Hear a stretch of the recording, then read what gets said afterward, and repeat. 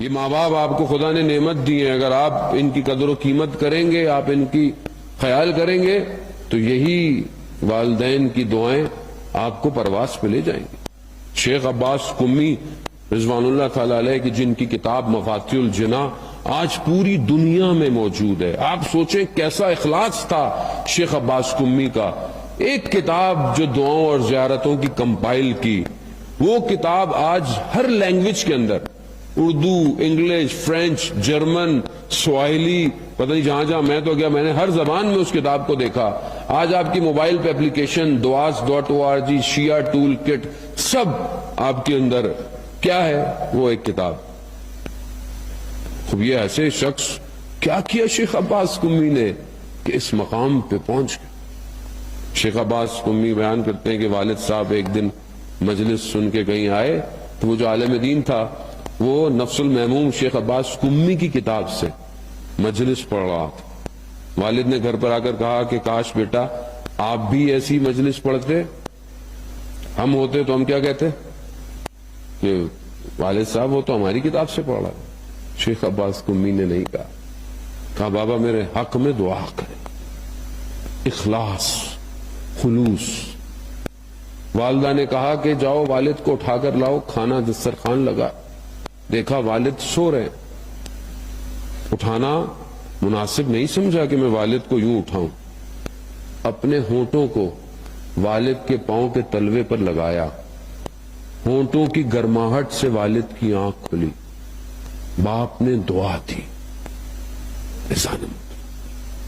علامہ حسن زادہ عاملی کے شاگرد ہمیں بیان کرتے تھے کہ مشہد مقدس میں جب تاریکی ہوتی تھی، اتنی لائٹیں روشنی نہیں تھی، طالب علم سحر میں فجر سے پہلے دیواروں کو پکڑ کر حرم جاتے تھے اندھیرے کی وجہ سے، انسان نظر نہیں آتا تھا، اتنی اندھیرا۔ طالب علم کہتے ہیں ہم نے دیکھا کہ کوئی آگے کوئی ہے جس کے وجود سے روشنی نکلتی، نور نکلتی۔ جیسے ہی ہم قریب گئے ہم نے دیکھا شیخ عباس قمی ہے۔ ہم نے کہا کیا ماجرا ہے؟ کہا جب میں لا الہ الا اللہ کہتا ہوں میرے وجود سے نور نکلتا ہے۔ فضانے اتنا خوب انسان خلوص اور اخلاص سے اس مقام پہ پہنچ جاتا ہے۔ تو ایک شخص جسے موت آفٹر لائف ڈیتھ ایکسپیرینس ہوا، اسے جب لگا عالم برزخ ہے تو اس نے دیکھا کہ میں ایک سرنگ میں، ایک ٹنل پہ دوڑ رہا ہوں، اور یہ نہیں کہ میرے پیچھے کوئی جانور ہے، نہیں، مجھے صرف ایک آواز ہے جو گونج رہی ہے، اور وہ تھی ماں ماں ماں۔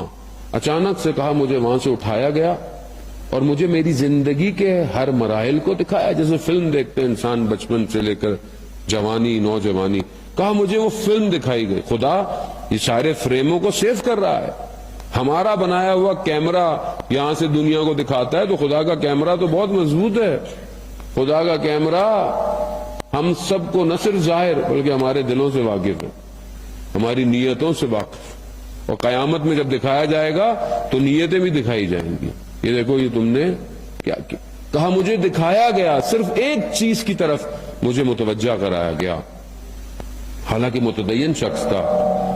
کہتا ہے کہ مجھے صرف یہ احساس دلایا گیا کہ تم نے اپنی پوری زندگی میں ایک دفعہ اپنی والدہ کو محبت بھری نگاہ سے نہیں دیکھا۔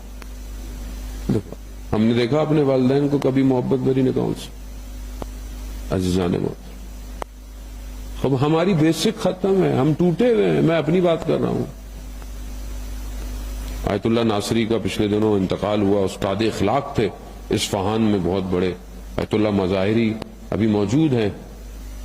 آیت اللہ ناصری استاد اخلاق تھے، وہ بیان کر رہے تھے ایک روایت امام سجاد علیہ السلام سے۔